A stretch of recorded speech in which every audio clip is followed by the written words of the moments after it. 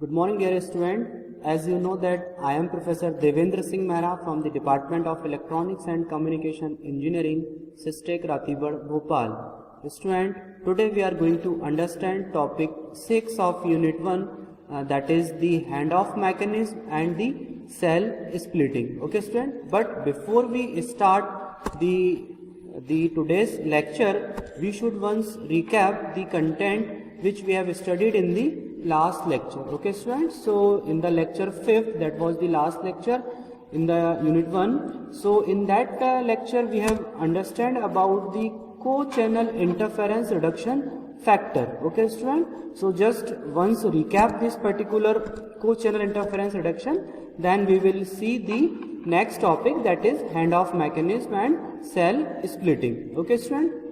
So as we talk about the co-channel interference, so as you the method using for the cellular system is called the frequency reuse concept or frequency reuse method. उसका ही एक consequence है और एक एक result है आपका को channel interference. Let's see how.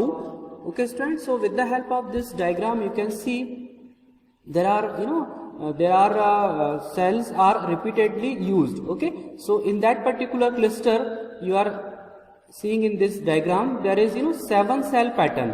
है ना. The whole spectrum divided into 7 frequency slot. है ना. सेल उनको फिर सेल्स को डिफरेंट फ्रिक्वेंसी यहाँ पर असाइन किए. लाइक सेल 1 में F1 चैनल्स होंगे, सेल 2 में F2 होंगे एंड सो ऑन. तो ऐसे यहाँ पर टोटल 7 सेल्स यहाँ पर बनाए हुए हैं. बट यहाँ पर क्या हो रहा है कि with the help of this 7 cells the whole area cannot cover. So these particular cluster are repeatedly using. है ना. Okay, you can see here this same crystal are using. So a cluster is using here in this portion. The same cluster is covering for this particular portion. So you can see here these cells are repeatedly used. Means यहाँ पर देखेंगे आप cell 1 use हो रहा है, फिर यहाँ भी सेल 1 यूज हो रहा है. ओके, फिर यहाँ सेल 1 यूज हो रहा है ना. So we can say this is the having the common cells and it is having the common frequencies channels. ऐसे यहाँ पर सेल 2 होगा. ओके, सेल 3 जैसे यहाँ पर है, सेल 2 फिर से यहाँ पर है. So they are managing a proper distance और उनके बीच में एक प्रॉपर डिस्टेंस डी होगा. ओके, सेल 1 और सेल 1 यहाँ पे यूज हो रहा है तो इनके बीच में एक डी डिस्टेंस है ना. सेल 2 यहाँ पर है, सेल 2 है तो इनके बीच में एक प्रॉपर डिस्टेंस डी है. But the consequence of this frequency reuse is result in the co channel interference. Okay, क्योंकि यहाँ पर जो चैनल होगा सपोज F1 होगा, यहाँ भी F1 होगा, सब जब इनके बीच में ये ऑपरेटिंग मोड में होंगे, so that there is a interference called the co-channel interference. Okay, student. So with the help of this diagram you can see यहाँ पर ये बनाया हुआ है आपके जो भी कोसेल्स है उनको यहाँ पर शो किए गए हैं. लाइक अगर ये पूरा क्लस्टर उठा के मैं यहाँ पर सपोज मिडिल में रखता हूँ, है ना, तो यहाँ पर दैट इज सेल 1, यहाँ पर सेल 1 होगा और उसके अराउंडिंग आपके सेल 2, सेल 3 और बाकी आपके सेल्स भी यहाँ पर होंगे. ऐसे अगर मैं यहाँ पर इस पूरे क्लस्टर को उठा के सपोज मैं यहाँ रखता हूँ, ओके, तो इसके सराउंडिंग भी बाकी सेल्स होंगे. लेकिन यहाँ पर एक सिंप्लिसिटी के लिए जो को सेल्स हैं, है ना, जो सेम सेल्स हैं जिनके अंदर सेम फ्रिक्वेंसी के चैनल्स यूज हो रहे हैं, वो यहाँ पर सिंप्लिसिटी के लिए शो किए गए हैं. मतलब यहाँ पर सेल 1 है, सो इनके बीच में यहाँ पर जो इंटरफेरेंस होगा that is called the co channel interference. Okay student. So in that you can see this is the first tier, है ना, दिस फर्स्ट टीयर. ओके, ऐसे यहाँ पर ये होगा सेकंड टीयर और ये है थर्ड टीयर. ऐसे यहाँ पर बढ़ते जाएंगे. ओके, जितना उसमें एरिया कवर होगा उस हिसाब से यहाँ पर इनके टीयर्स बढ़ते जाएंगे. अब इनके बीच में जो कोसेल्स है इंटरफेरेंस होगा that is called the co channel interference. Okay, so if we can design or we can put the same cells in a some distance away, or we can say sufficient distance d away from the co-cells, so there may be less chance to occur the co-channel interference reduction. Okay, now with the help of this we can find out a co-channel interference reduction factor, जिसको यहाँ पर Q बोला जाता है ना. So co-channel interference reduction factor is a function of D and R. Okay students, now let's see. D is the distance between the co-cells and R is the radius of the cells. Okay, so the co-channel interference reduction factor Q is given by D upon R. Okay student. Q is called the co-channel reuse ratio, or it is better known by the co-channel interference reduction factor, as I told you. Okay, अब ये interference reduction factor है. So what happened here? The increasing the ratio Q equal to D upon R, the interference is reduced. Okay student, क्योंकि ये interference reduction factor है, और अगर reduction factor की value यहाँ पर बढ़ रही है, so what happened? जो आपका interference है वो कम होगा, reduced होगा. Okay student, उसको ऐसे भी समझ सकते हैं, Q is directly proportional to D. D क्या है यहाँ पर? Distance between the cells है. ओके, जब ये इंक्रीज होगा रिडक्शन फैक्टर तो डी बढ़ेगा, ऑब्वियसली बात है. सो जब डी बढ़ना है तो उनके अंदर जो इंटरफेरेंस है वो मस्ट बी रिड्यूस्ड. ओके, उसको ऐसे भी यहाँ पर समझ सकते हैं. Okay student, so that's all about this particular last lecture which we have studied in lecture 5th. Okay student, so today we are going to cover the topic 6 of unit 1, that is hand off mechanism. Okay, then the second topic is the particular cell splitting. Okay, these all are also the elements of the cellular system design. Okay, ये भी क्या है यहाँ पर, जो cellular system design है उसके elements ही यहाँ पर होते हैं, hand off mechanism and the cell splitting. Okay student, so first we will understand with the help of this diagram the hand off mechanism. Earlier you also studied about the hand off mechanism, but you can study with the help of this diagram also. So you can see there is different cell sites here, different cells are there, they are having their particular base stations. और उसमें क्या होगा, suppose कोई subscriber wants to start a call from this particular cell, है ना. Suppose अगर उसने यहाँ से कॉल स्टार्ट किया हुआ है, okay, then it is in the moving position and it is going to this particular area, है ना. वो इस एरिया को जा रहा है, उसे नहीं पता कि यहाँ पर जो बाउंड्री है इस पर्टिकुलर सेल की, जहाँ से उसको सिग्नल मिल रहा है वो यहीं तक है, और it is going to from that direction. Okay, so up to a certain limit उसको सिग्नल यहाँ से मिलेगा जहाँ से उसने कॉल इनिशिएट किया था. देन ऑटोमेटिकली अगर यहाँ से सिग्नल उसको मिलना बंद हो जाते हैं या वीक होते हैं, तो ये सेल साइट, ये बेस स्टेशन जहाँ पे जिस एरिया में वो जा रहा है वहाँ पर एक रिक्वेस्ट भेजेगा हैंड ऑफ का. मतलब इस एरिया को क्रॉस करने के बाद now it he or she get the signal from this particular base station, जिस एरिया में वो जा रहा है उस बेस स्टेशन से उसको वहाँ पर सिग्नल मिलना स्टार्ट हो जाएंगे. So we can say this particular cell site is hand over, है ना, हैंडेड ओवर और hand off the ongoing call to the particular this cell site, है ना. उसने जिस दूसरी सेल साइट पे जहाँ पे वो जा रहा है उसमें उसने यहाँ पर कॉल को ट्रांसफर कर दिया है. Okay student, so you can see यहाँ से अब उसको सिग्नल यहाँ से ना मिलकर दिस पर्टिकुलर सेल साइट से सिग्नल उसको मिलना स्टार्ट हो जाएंगे. Okay, so this is the phenomena of the hand off. With the help of some theories और some more theory portion we will cover the hand off in the coming slides. Okay, in the second जो topic है उसमें cell splitting. Okay student, so cell splitting means क्या होगा कि when the traffic density is increased, है ना, there are more number of subscribers are there, suppose और आ जाते हैं, so क्या होता है कि एक particular जो cell है वो congested हो जाता है ना, वहाँ पर more number of subscriber रहेंगे तो it will not provide a good quality of service, so that this particular cell is split in the multiple cells, or generally the radius of the new cell is the 1/2 of the particular old cell. यहाँ पर आप देखेंगे ये बड़ा जो cell था उसको यहाँ पर 4 भागों में स्प्लिट किया हुआ है, और जो रेडियस है पहले इतनी रेडियस थी यहाँ से लेकर यहाँ तक, लेकिन अब रेडियस कितनी हो गई है, सिर्फ इसकी हाफ रेडियस यहाँ पर शो हो रही है. Okay student, so this is the one way of cell splitting. Then the second way you can split in this manner. इसमें क्या हो रहा है कि जो सेल का जो पुराना बेस स्टेशन है वो ऑपरेटिंग कंडीशन में नहीं है, बट इस टाइप से अगर स्प्लिटिंग करेंगे, है ना, इस टाइप से, सो यहाँ पर देखेंगे आपकी जो पुराना सेल है वो भी यहाँ पर सेल साइट है वो भी ऑपरेटिंग मोड में है. Then the new cell site is also having the more coverage. Okay student, so this is the one method to improving the capacity of the cellular system called the cell splitting.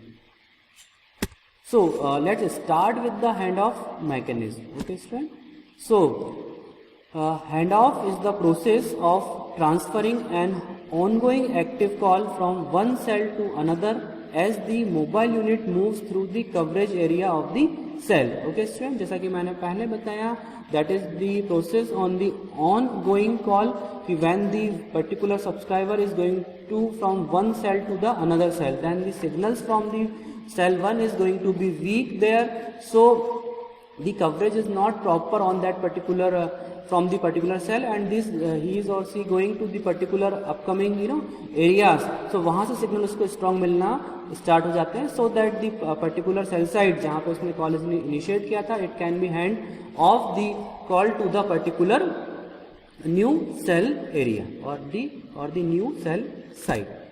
So this handoff operation not only involves identifying a new base station but also required that the voice and control signals being allocated to channels associated with the new base station. Okay students, यहाँ पर ऐसा नहीं है कि new base station को identify करना है, उसके साथ साथ यहाँ पर जो आपके कंट्रोल सिग्नल्स हैं और जो वॉइस सिग्नल्स हैं उनको भी यहाँ पर एसोसिएट करना है to the new base station. Okay, it's mechanically it is very much simple, but when these communication engineers when design it, so it will very some tedious job for them. Handoff must be performed successfully and as infrequently as possible and be unnoticeable to the users. Okay students, सबसे पहली बात तो ये कि hand of जो है वो अच्छे तरीके से परफॉर्म होना चाहिए. अगर सपोज मान के चलिए कि हैंड ऑफ की मैं बात करूं और यहाँ पर अगर एक यूज़र दूसरे सेल से पहले सेल से दूसरे सेल में जा रहा है और सपोज अगर वो वहाँ पर उसका जो कॉल है वो अगर डिस्कनेक्ट हो जाता है ना, सो मतलब वहाँ पर हैंड ऑफ हुआ ही नहीं. सो हैंड ऑफ जो होगा वो परफॉर्म होना चाहिए इन ए सक्सेसफुल मैनर, है ना. और मीन्स ये होता है कि एक ये इनफ्रिक्वेंट प्रोसेस होना चाहिए. मतलब ऐसा नहीं कि अगर सेल बहुत छोटा बनाए तो बार बार हैंड ऑफ हो रहा है. सो इट इज़ मतलब उनके हिसाब से it is an infrequent process. और सबसे अच्छी बात यह है कि जो यूजर्स हैं दे कैन नॉट अंडरस्टैंड कि उनके कॉल का हैंड ऑफ हुआ है. They are continuous doing their conversation without any intervention. Okay, they don't know about the handoff process की यहाँ पर हैंड ऑफ हो चुका है और हमारे को अब सिग्नल जो है वो न्यू बेस स्टेशन से या न्यू सेल साइट से मिल रहा है. So in order to meet these requirements, system designers must specify an optimum signal level to initiate a handoff. Okay student, so जो अपन ने यहाँ पर देखा कि सक्सेसफुली यहाँ पर ऑपरेट होना चाहिए hand off. So there is an optimum level of the signals कि जब उस लेवल मिलने लगे अपने को उसके बाद ही वो सेल साइट यहाँ पर हैंड ऑफ को इनिशिएट करे. अगर वो पहले कर लेगा तो it is unnecessary hand of, अगर वो बहुत लेट करता है तो it is wastage of hand of, क्योंकि यहाँ पर कॉल क्या हो जाएगा, डिस्कनेक्ट हो जाएगा. Okay, so it should have a particular optimum signal level, then the hand off should be initiate. Okay sir, so hand off mechanism continue. So with the help of this particular diagram we can easily understand the mechanism of handoff. So we can see in this diagram there are two cells, suppose they are showing here, that is called this C1, cell C1, and some distance away the C1 is repeatedly used by the method of the frequency reuse concept. इनके बीच में distance D है. Okay students, और Q यहाँ पर show कर रहा है the co channel interference reduction factor Q equal to D upon R. Okay students, you can see with this diagram, in that particular C1 cell the F1 channels are using, in the same manner in the C1 cell the F1 channels are using. So in that particular you can see यहाँ पर जो fill in cells है, like यहाँ पर cell 2 भी होगा, है ना, cell 3 भी होगा, cell 4 भी होगा, then cell 1 फिर repeat होगा. It means in this particular handoff process यहाँ पर सेल 4 सेल्स का पैटर्न दिया हुआ है C1 से लेकर C4 तक का. ओके स्टूडेंट, सो यहाँ पर C2 भी होगा, C3 भी, C4 भी, देन वापस फिर C1. इसको ऐसे समझ सकते हैं. नाउ अगर मैं यहाँ पर बात करूँ, C1 में F1 चैनल से ऑपरेट हो रहा है, C2 में F2 फ्रिक्वेंसी के चैनल्स हो रहे हैं, C3 में F3 के चैनल्स शो हो रहे हैं, देन सेल 4 C4 में F4 चैनल्स यहाँ पर यूज हो रहे हैं. Okay students, now suppose there is one person who is going to start the call from the cell C1 है ना, C1 से start किया, at that time it is going to operate the signals channels on the frequency F1. okay, F1 frequency के channels यहाँ पर operate हो रहे थे in C1 cells. Now he or she उनको पता नहीं है और they are moving from the particular this direction. okay student, वो इस डायरेक्शन में मूव कर रहे हैं. सो यू कैन सी यहाँ पर इस पॉइंट के आने के बाद जो सिग्नल स्टार्ट हो जाएंगे वो फिर F2 चैनल से सिग्नल मिलेंगे जो कि C2 सेल से मिलना स्टार्ट होंगे. सो यू कैन सी यहाँ पर HO लिखा हुआ, मतलब यहाँ पर हैंड ऑफ हो चुका है. सो F1 पहले मिल रहा था यहाँ पर चैनल से सिग्नल्स, अब उसको F2 चैनल से सिग्नल मिलेंगे. Okay students, now it is और वो मूविंग पोजीशन में, यहाँ पर देखो F2 के बाद फिर और आगे जा रहे हैं वो, सपोज F3 चैनल्स की तरफ जा रहे हैं, मतलब वो C3 सेल की तरफ मूविंग पोजीशन में है. Okay student, so you can see in this diagram arrow बना हुआ है, मतलब वो इस डायरेक्शन में जा रहे हैं. So now what happened once again, पहले उसको F2 से मिल रहे थे, नाउ अब वो इस डायरेक्शन को यहाँ से इस बाउंड्री को क्रॉस हो चुका है, नाउ उसको अब F3 यहाँ पर चैनल से उसको सिग्नल मिल रहे हैं, मतलब C3 सेल से उसको सिग्नल्स मिलना स्टार्ट हो गए. नाउ इट इज अभी भी वो मूविंग पोजीशन में है. सो C3 से अब वो C4 की तरफ वो बढ़ रहा है. ओके स्टूडेंट, तो पहले उसको F3 चैनल से सिग्नल मिल रहे थे, अब उसको F4 से यहाँ पर सिग्नल मिलना स्टार्ट हो गया. F4 के मतलब उसको C4 जो चैनल जो सेल 4 है उससे उसको सिग्नल मिलना स्टार्ट हो गए हैं.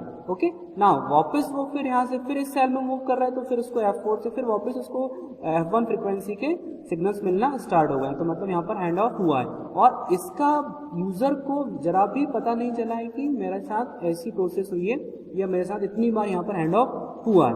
Okay student, so with the help of this diagram you can easily understand the hand off mechanism. okay, hand off mechanism means the call का ट्रांसफर होना from one cell side to the another cell side without the knowing of the user, है ना, subscriber को उसके बारे में मालूम भी नहीं चलता है. Okay student, so this all about the hand off mechanism. I hope आपको अच्छे समझ में आया होगा. Okay, let's move to the next topic. So before we start the cell splitting, once we are going to understand the capacity in cellular system. Okay students, so in that particular the improving of the capacity in cellular system, so these are the methods for improving capacity in cellular systems. So इसमें जो पहली method है that is called the cell splitting, जो कि अपने को यहाँ पर आज के लेक्चर में इसको अच्छे से स्टडी करना है. ओके, सो क्या कहता है cell splitting? Let's see. Subdividing a congested cell into smaller cells. Okay student, यहाँ पर क्या होगा, जो कंजेस्टेड सेल है उसको सब डिवाइड करना है स्मॉलर सेल्स में, सो दैट क्या होगा, मोर नंबर ऑफ सब्सक्राइबर पर सेल्स वहाँ पर हो जाएंगे और वहाँ पर जो कंजेशन है ना, जो कंजेस्टेड सेल था वो थोड़ा सा रिलीव हो जाएगा. So with the help of cell splitting we can improve the capacity of the cellular system. So दूसरा जो पॉइंट है इसमें वो है sectoring of the cell. Okay student, if you talk about the sectoring of the cell means यहाँ पर क्या होगा कि सेल को सेक्टर में बांट दिया जाएगा, लाइक उसको 120 डिग्री सेक्टर्स में डिवाइड कर दिया जाएगा, सो दैट 3 सेक्टर्स वहां पे बनेंगे, नहीं तो उसको 60 डिग्री के सेक्टर्स में बांट दिया जाएगा सेल को, जिससे क्या होगा सॉरी, जिससे क्या होगा, जो इंटरफेरेंस होगा वो कंट्रोल हो सकता है. क्योंकि क्या होगा, जब सेक्टर्स में बांटेंगे उसमें तो it will need the directional antenna, जो कि एक पर्टिकुलर डायरेक्शन में ही ऑपरेट करेगा सेल साइड का एंटीना, सो दैट वहां पर क्या होगा, जो इंटरफेरेंस है, कोचुलर इंटरफेरेंस है, इट कैन बी रिड्यूस. एक और मेथड है यहाँ पर improving of the cellular system, that is called the coverage zone. So distributing the coverage of a cell and extend the cell boundary to hard to reach places. Okay students, so with the help of this coverage zone method we can extend the boundary of the cell so that जहाँ पर पहले signal नहीं पहुंच पा रहा था, hard to reach था, वहां भी it can start, है ना. Okay, so let's start with the topic cell splitting. Okay, so the question is that why splitting, क्यों कर रहे हैं? तो सबसे पहली बात क्या है, improving of the cellular system के लिए इसको कर रहे हैं. ओके, बाय स्प्लिटिंग, सो उसको पढ़ते हैं, अच्छे समझते हैं. So when traffic density starts to build up and the frequency channels Fi in each cell Ci cannot provide enough mobile calls, then the original cell can be split into smaller cells. Usually the new radius is 1/2 the original radius. Okay student, suppose यहाँ पर जो Fi channels हैं ना, Fi number of channels हैं, वो Ci sales में can not provide the enough mobile calls, वो उनके लिए क्या हो रहे हैं, वो इनफ कॉल्स प्रोवाइड नहीं कर रहे हैं, so that the original cell can be split into smaller cells. Okay, जिसमें क्या होगा, जो ओरिजिनल सेल होगा वो छोटे सेल्स में बढ़ जाएगा, है ना, टूट जाएगा. उसको मीन्स जो communication engineer they can split in the smaller cells. Usually the new radius is 1/2 the original radius. Okay student, जो नए सेल का जो रेडियस होगी that is half of the original cell. जो पहले सेल थी, सपोज इसकी रेडियस मान के चलिए यहाँ पर r थी, तो जो नए सेल्स डिवाइड होंगे उसकी रेडियस क्या हो जाएगी यहाँ पर r/2. ओके स्टूडेंट, अब ये कैसे होगा, let's see with the help of some diagrams. Okay, so you can see in this particular diagram, you can see this is the original cell and when the congestion is high, है ना, बहुत congested हो गया, तो इसको यहाँ पर क्या हुआ कि 4 सेल्स में डिवाइड कर लिया, 1 2 3 4, है ना. और अब यहाँ पर जो रेडियस होगी वो इतनी होगी. पहले रेडियस क्या थी, यहाँ पे सेल साइड बेस स्टेशन था, तो इतनी पूरी रेडियस थी. अब क्या हो जाएगी, रेडियस यहाँ से लेकर यहाँ तक, मतलब रेडियस क्या है इसमें, यहाँ पर हाफ शो हो रही है. जनरली रेडियस क्या होगी, न्यू सेल्स की हाफ हो जाती है. So in this manner it can be split. यहाँ पर क्या हो रहा है, ओरिजिनल सेल जो है उसका बेस स्टेशन यहाँ पे था, तो वो यहाँ पर यूज नहीं हो रहा है इन दिस प्रॉपर मैनर, है ना.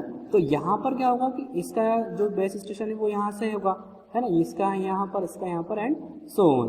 Okay, on the other hand if you talk about the figure B, so उसमें क्या होगा, इसको अगर इस टाइप से स्प्लिट करेंगे तो जो बेस स्टेशन है एक आपका मिडिल वाला, वो इस सेल के लिए यहाँ पर यूज हो रहा है. This is the original cell, ये आपका ओरिजिनल सेल है, और इसको जब ब्रेक किया है, स्प्लिट किया है, तो ये जो पहले वाला था वो भी यहाँ पर ओरिजिनल बेस स्टेशन यूज हो रहा था, और इसको यहाँ पर इस टाइप से स्प्लिट किया हुआ, so that the boundaries can be increase, the coverage can be increase in this particular manner.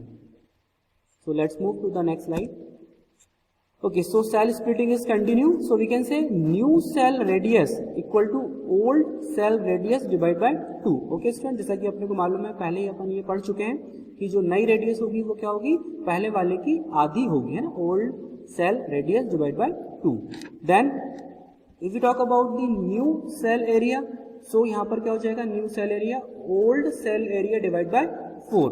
Obviously 4 अगर सपोज भाग में अपन ने देखा है, वहां पर दिख रहा है वो, तो जो ओल्ड एरिया था वो 4 भागों में यहाँ पर बढ़ जाएगा. Let each new cell carry the same maximum traffic load of the old cell, है ना. सपोज अगर यहाँ पर मान लें कि ईच सेल जो बने हुआ है वो सेम ट्रैफिक लोड का वहां पर ले रहा है, जो पहला सेल उसको यूज कर रहा था, सो दैट 4 टाइम्स इसकी कैपेसिटी बढ़ जाएगी. Okay student, so you can सी कि स्प्लिटिंग होने में कितना यहाँ पर एडवांटेज मिल रहा है कि 4 टाइम्स अपन ने उसको लोड को उस पर्टिकुलर सेल ने कैरी कर लिया. So we can say new traffic load divide by per unit area that is equal to 4 times, है ना, 4 times multiply by the traffic load per unit area. Okay, so new कितना हो गया उसका, मतलब 4 times of that particular area, मतलब 4 times का जो उसका लोड है it can be increase, so that we can see the capacity of the system, cellular system definitely increase with the help of cell splitting. So now we are going to understand the types of the or techniques of the cell splitting. So there are 2 kinds of cell splitting techniques. यहाँ पर 2 प्रकार की cell splitting technique होती है. पहली होती है permanent splitting और दूसरी होती है डायनेमिक स्प्लिटिंग. तो पहले यहाँ पर परमानेंट स्प्लिटिंग को पढ़ लेते हैं. So in this particular permanent splitting, the installation of every new split cell has to be planned ahead of time. The number of channels, the transmitted power, the assigned frequencies, the choosing of the cell site selection and the traffic load consideration should all be considered. Okay student, as its name indicate permanent splitting, तो यहाँ पर क्या होगा, जो भी parameter है it should be ready well before the plan of the particular splitting of the cells, मतलब वहाँ पर पहले से प्लान करना पड़ेगा कि यहाँ पर कितने नंबर ऑफ चैनल्स यूज होंगे, कितना पावर रिक्वायरमेंट होगा, कितनी फ्रिक्वेंसी असाइंड होगी, है ना, कौन सा एरिया यहाँ पर सेलेक्ट होगा, कितना ट्रैफिक उसमें होगा। ट्रैफिक है इंडिकेटिंग दी मोबाइल कॉल्स, है कितने कॉल्स लग रहे हैं, means that is called the traffic, है ना। Generally if we talk about the on the road, so कितने व्हीकल्स जा रहे हैं, सो वो that is called the traffic in that particular vehicle zone. But in the mobile environment, the traffic indicating the how much call can be connected, can be carry, can be मतलब लग रहे हैं call, है ना, कितने वहाँ पर calls आ रहे हैं, that is called the traffic. So पहले ये सारे पैरामीटर्स यहाँ पर डिसाइड करना पड़ता है before we start the permanent splitting. Okay student, on the other hand, if we talk about the dynamic splitting, so this scheme is based on the using the allocated spectrum efficiency in real time. Basically जो यहाँ पर dynamic splitting है ये एक real time process है, मतलब जब वहाँ पर नीड होगी एकदम से कि आपको अब चैनल्स कम पड़ना है, सो दैट वहाँ पर डायनेमिक स्प्लिटिंग होगा। The algorithm for dynamically splitting sell side is a tedious job, as we cannot afford to have one single cell unused during cell splitting at heavy traffic hours. Okay student, यहाँ पर मैं आपको बताऊं जो आपका एक dynamic splitting है, it is tedious job, somewhere it is tough job, because we can not understand कि when we the more channels are required, more number of subscribers are required, है ना, और we can not left or leave a particular cell which is channel which is unused. Okay student, so dynamically splitting is a tedious job. Okay, so that's all about the cell splitting. Let's move to the next slide. So the next is cell sectoring. Okay, so as its name indicate, we are going to sector the particular cells. With the help of doing the sectoring of the cell, it means we are going to reduce the interference, है ना, because with the help of this sectoring we are going to put the directional antenna which are going to cover in the particular direction. Okay students, so let's see how. So you can see the sectoring of the cell. The co-channel interference can be reduced by replacing a single omnidirectional antenna at the base station by several directional antennas, each radiating within a specified sector. Okay student, यहाँ पर क्या होगा कि we are talking about the reducing of the co-channel interference, so that we need of the directional antennas. So यहाँ पर क्या होगा कि जो सिंगल omnidirectional antenna लगा हुआ है सपोज सेल में, सो उसको रिप्लेस करके यहाँ पर डायरेक्शनल एंटीनास लगा दिए जाते हैं, so they can specified to the particular direction और they can radiate within a specified sector. Let's see how.